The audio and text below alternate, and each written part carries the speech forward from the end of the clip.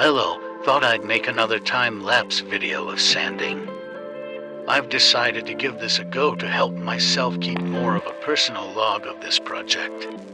I'm not someone who ever really pulls out their phone to take a video or post on social media, but perhaps other people would like to see what I'm working on.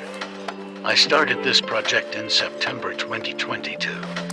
Initially just spending an hour or so a week, I started to make my own model. Then late last year in November was when I was fully committed to making a custom model. The project I'm working on is inspired from a popular TV show, The Expanse. Admittedly, I've never watched the show. Although after a few conversations with a friend it was decided that he wanted Holden's helmet. So I was determined to give him a close-to-screen accurate version of that. There was a lot of aspects that I didn't take into consideration and how big of a project it was. But I persevered, although other factors have drastically slowed the project down. After over 200 hours of designing a model, I was finally at the stage where I could print. Hours of frustration, crashes, using multiple softwares, workflows, and it was complete. Personally, it needs more work to make it perfect. I would have liked to change a few details and, more importantly, make it lighter. Maybe one day I'll redesign it and maybe add some more special features.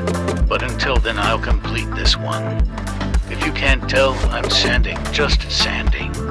Nothing exciting at all, but this is the first primer filler coat, meaning when this is done it'll be one step closer to completion. And this piece you've been watching is the final part that needs sanding before the next stage, which will be spraying it with another 3 coats of primer filler before sanding it all again. Now this doesn't sound exciting, and that's because it isn't. But everything needs to be as smooth as possible before we move on to the other post-processing stages. So until then, it's a case of rinse and repeat. I'll have to slowly build up the layers while making sure not to mess up any tolerances. Unfortunately, down to some printer issues, the main pieces came out with many artifacts that we're now trying to hide. But that's fine. This whole project has been a good experience. I've learned a lot, and furthermore, I want to continue to design and make some cool stuff. And that's why I'll finish it, because there's still so much to learn and make. Which, speaking of, if you have any suggestions or tips on tools, post-processing, etc., please feel free to put them below in the comments. Also, yes, if you haven't noticed, I'm sanding in a cardboard box.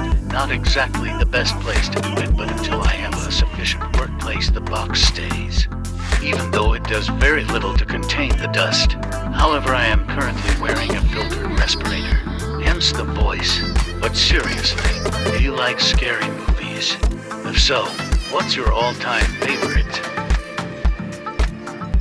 Anyway, we're getting close to the end of this time lapse. You just watched over 35 minutes of footage at around 10 times speed. So if you're still around, thank you so much for watching. And thank you Ramesses B for permission to use your audio. Bye-bye.